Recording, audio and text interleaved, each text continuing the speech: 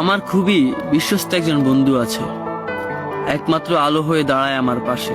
সে কখনো অন্যদের মতো বড় বড় কথা বলে না, চুপচাপ থাকে নিজের অস্তিত্ব দিয়ে। ভালোবাসা বুঝায়, হাজারটা ভুল হলেও সে ছেড়ে যায় না, অভিমান হলেও দূরে সরে যায় না।